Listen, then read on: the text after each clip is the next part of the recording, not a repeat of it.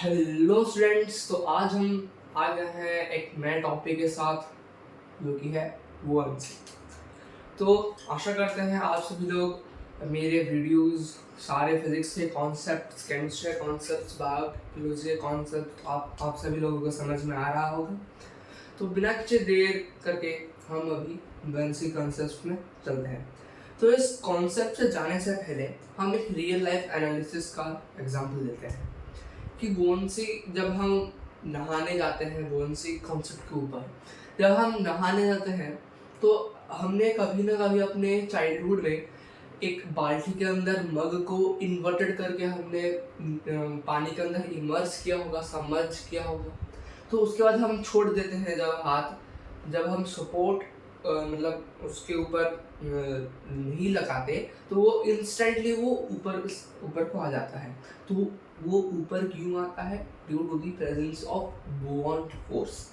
तो ये बुओयंट फोर्स होता क्यों है, क्या है, उसका एग्जांपल्स भी हम बताएंगे। तो चलिए हम इसके ऊपर सीधा जंप मारते हैं इस कॉन्सेप्ट के ऊपर।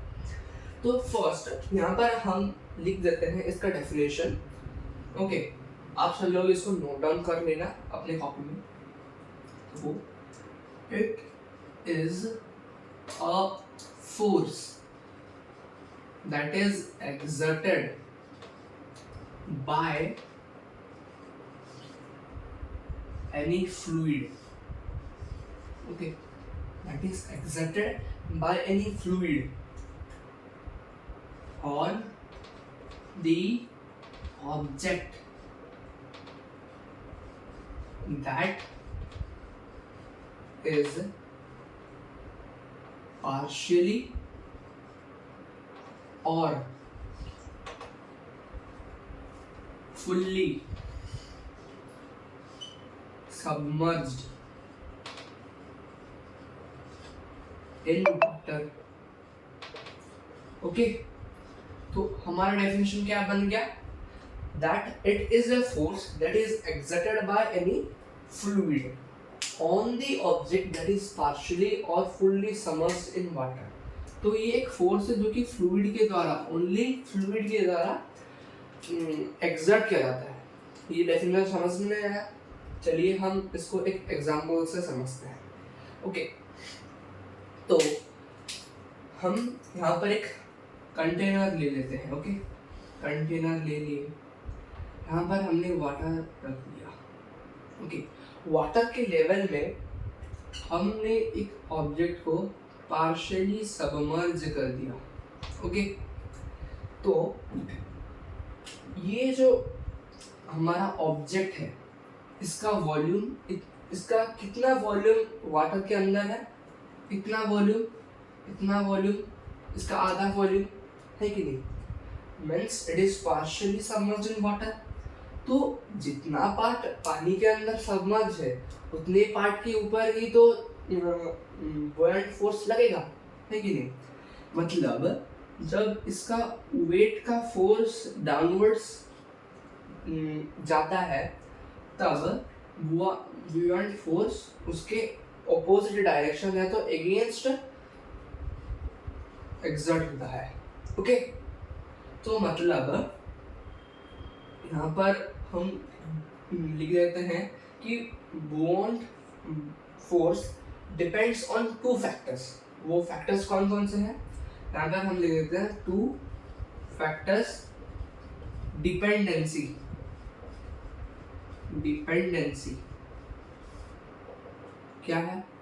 एक तो वॉल्यूम ऑफ लिक्विड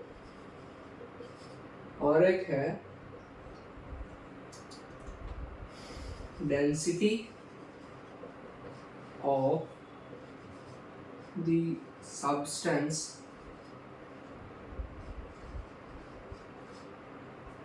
ये तो हम लिख सकते हैं क्या? डेंसिटी हम सब्सटेंस ही लिखेंगे, डेंसिटी ऑफ लिक्विड, और हम लिख देते हैं volume of liquid displaced. Okay, अभी हमारा स्टेटमेंट ठीक हो गया कि देखो ये डिपेंड करता है डेंसिटी ऑफ वाटर। ये तो हमारा स्टैंडर्ड फॉर्मूला हो गया, हम जानते हैं डेंसिटी। अगर हम डेंसिटी ऑफ वाटर लेते हैं हमने यहाँ पर लिख देता हूँ डेंसिटी ऑफ वाटर है 1 ग्राम पर सेंटीमीटर क्यूब, या तो लिख सकते हैं 1000 kg पर मीटर क्यूब। ये दो फॉर्मूला हमको याद रखना है, स्टैंडर्ड फॉर्मूला है। ओके, देखो यहाँ पर हमने लिखा कि वॉल्यूम ऑफ लिक्विड डिस्प्लेस, जब एक ऑब्जेक्ट लिक्विड के ऊपर फ्लोट कर रहा है या तो सबमर्ज्ड है, लिक्विड का वॉल्यूम मतलब जितना वो उस एरिया को एक्वायर करने के लिए वो कुछ एरिया को डिस्प्लेस किया होगा, तो अभी तो जाके वहाँ पर वो प्लेस होगा। जैसे कि एक एग्जांपल दे रहा हूँ कि मान लो आप अपने स्कूल में गए, क्लासरूम में तुम जहाँ पे बैठते हो उस सीट का मतलब मैक्सिमम पीपल सीटिंग अरेंजमेंट है 5 जन, मतलब एक सीट पे 5 जन बैठ सकते हैं। पर तुम जब गए तुम देखे कि 5 लोग ऑलरेडी बैठ चुके हैं अब तुम्हारे सीट में, तो तुम जब बैठने जाओगे तो और एक पर्सन को आप डिस्प्लेस करोगे या तो रिमूव करोगे, उनको हटाओगे, उनके जगह पे तुम बैठोगे, है कि नहीं। ठीक उसी प्रकार तुम जब अपने दोस्त को डिस्प्लेस करके तुम वहां पर बैठे, ठीक उसी प्रकार हमारा सॉलिड या तो सब्सटेंस जी लिक्विड को डिस्प्लेस करके अपना एरिया बिठा लिए। ओके, तो ये हमारे दो फैक्टर्स हो गए, क्या क्या, एक तो volume of liquid displaced and density of liquid. Okay, तो बायोंसी का फॉर्मूला होता है, बायोंसी का फॉर्मूला क्या होता है, FB is equal to V rho G। तो वो फॉर्मूला ना हम उसको प्रूफ कैसे करेंगे और वो फॉर्मूला कैसे फॉर्म हुआ है वो अभी हम डिस्कस करने वाले हैं। ओके, तो आप अभी सब लोग अपने कॉपी में हेडिंग दे दो कि बायोंसी फॉर्मूला, अब तो लिख सकते हो फॉर्मूला ऑफ बायोंसी। ओके,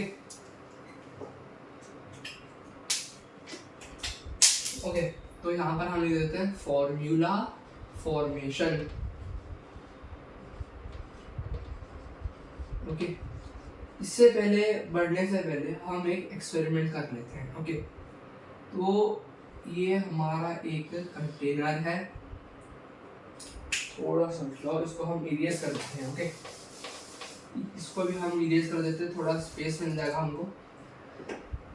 तो हम सेंटर में करते हैं ये पिक्चर ऐसे,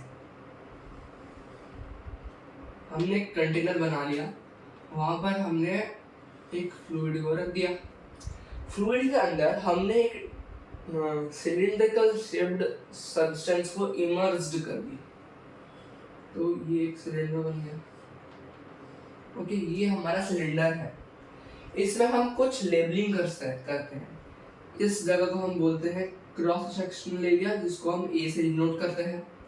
ओके, ऊपर से लगने वाले प्रेशर को हम P1 बोल देते हैं और नीचे से लगने वाले प्रेशर को हम बोल देते हैं P2, और P2 से P1 का जो हाइट है उसको हम डिनोट कर देते हैं H से। तो यहाँ पर हम एक क्वेश्चन पूछ सकते हैं कि किसका प्रेशर ज्यादा है, तो आप सब लोग कमेंट में आंसर देना कि किसका प्रेशर ज्यादा है।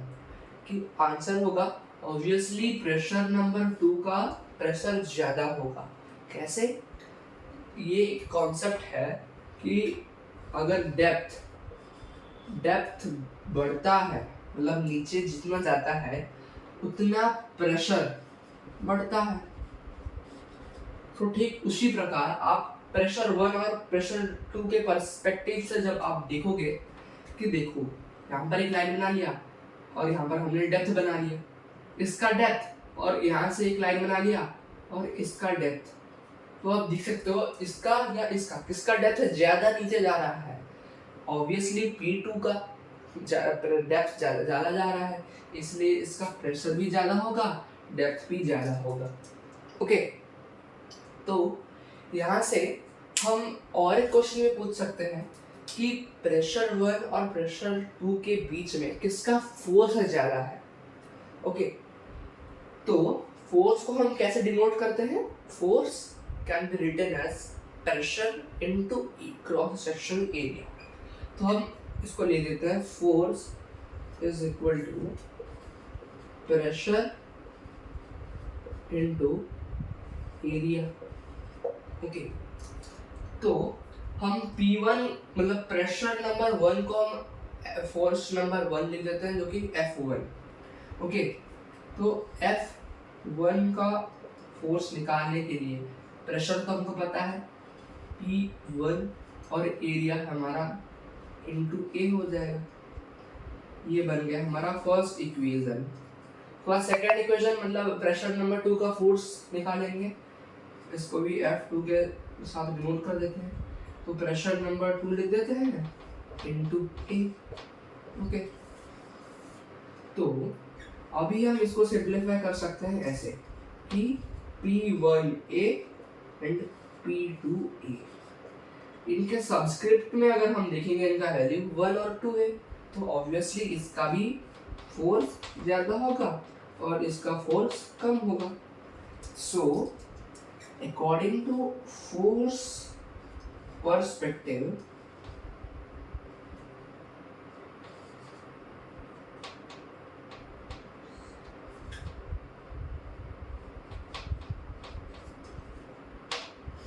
P2 force is greater than force of P1। ये हमने प्रूफ कर लिया। ओके, तो इससे हम कैसे बायोन्सी का फॉर्मूला निकालेंगे, ये हम अभी सीखेंगे। ओके, तो बायोन्सी का फॉर्मूला निकालने के लिए हमको फोर्स का जरूरत पड़ेगा, इसलिए मैं आप सभी लोगों को फोर्स के बारे में बता दिया। ओके, तो हम बायोन्सी को बहुत सारे नाम से पुकारते हैं, जैसे कि हम बायोन्सी को बोल सकते हैं अप थ्रस्ट बोल सकते हैं, नेट अपवर्ड फोर्स बोल सकते हैं। ओके, तो हम यहाँ पर लिख देते हैं अप थ्रस्ट। तो up thrust is equal to क्या?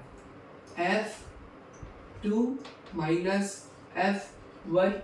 ओके, तो F2 को हम और किससे डिनोट कर सकते हैं? ऐसे डिनोट कर सकते हैं, तो इसको हम लिख देते हैं P2A माइनस, और F1 को कैसे डिनोट करते हैं? P1A को हम P1A ऐसा डिनोट कर दी। ओके, तो यहाँ पर हमने देखा कि दो टर्म्स का कॉमन मतलब दो टर्म्स यहाँ पर कॉमन दिख रहे हैं। कौन कौन से टर्म? ये एरिया टर्म कॉमन दिख रहे हैं, तो इनको हम एक कर देंगे, कॉमन करके एक A लिख दिए।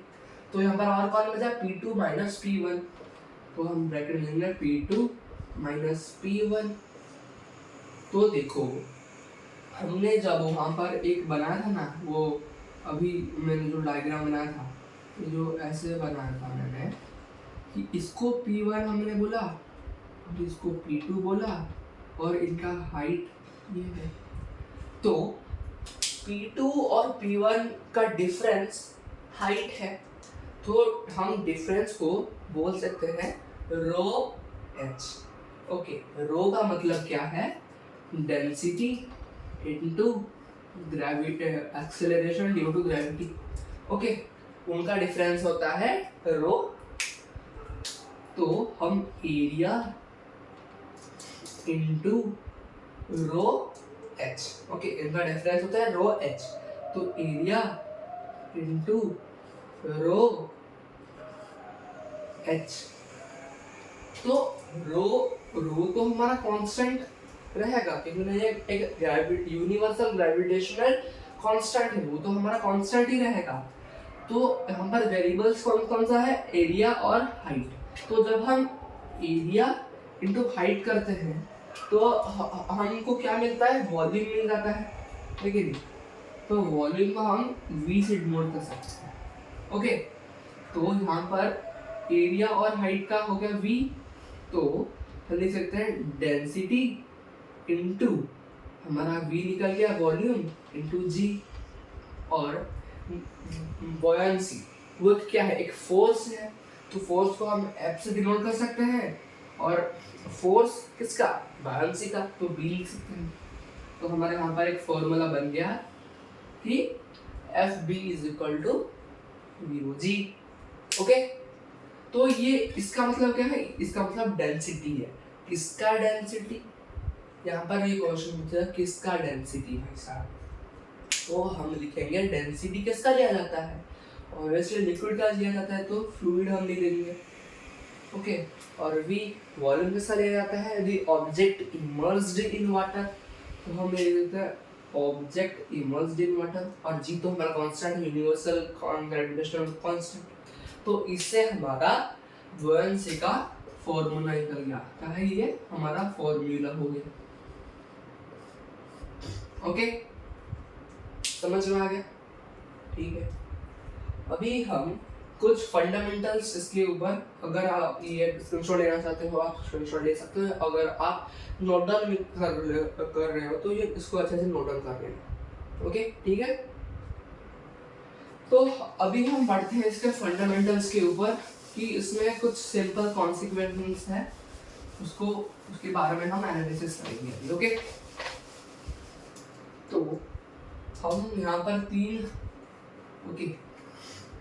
हम अभी पढ़ेंगे आर्किमिडीज प्रिंसिपल्स के ऊपर। ओके, वही एक हमारा फर्स्ट फंडामेंटल है। ओके, तो यहाँ पर हम लिख देते हैं Archimedes principal. Okay, Archimedes principal, तो हम इसको एक डायग्राम से हम समझते हैं। आर्किमिडीज प्रिंसिपल ये बोलता है कि जब हम एक सब्सटेंस को एयर से वाटर में सबमर्ज करते हैं उसका वेट घट जाता है। क्या बोला मैंने कि वेट इन एयर डिक्रीजेस, मतलब ये बड़ा होता है इन वेट इन फ्लूइड। ओके, क्यों ऐसा होता है, क्योंकि ना बुयांट फोर्स अपवर्ड डायरेक्शन में लग रहा है और ग्रेविटेशनल फोर्स और वेट फोर्स नीचे लग रहा है, तो दोनों कैंसिल आउट करके हमको हल्का इफेक्ट देते हैं, हल्का इफेक्ट प्रोड्यूस करते हैं, जिसके कारण से हमको ये मिलता है। तो जब हम वेट इन एयर माइनस कर देते हैं वेट इन फ्लूइड से, हमको एपेरेंट वेट मिल जाता है कि वेट इन वाटर का, मतलब वेट इन वाटर जो सब्सटेंस होता है उसका वेट को हम बोलते हैं एपेरेंट वेट।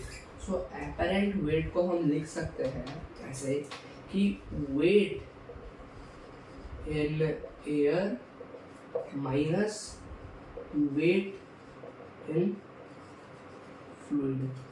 ठीक है कि नहीं, ठीक है, ये हमारा इम्पोर्टेंट टर्म बन गया।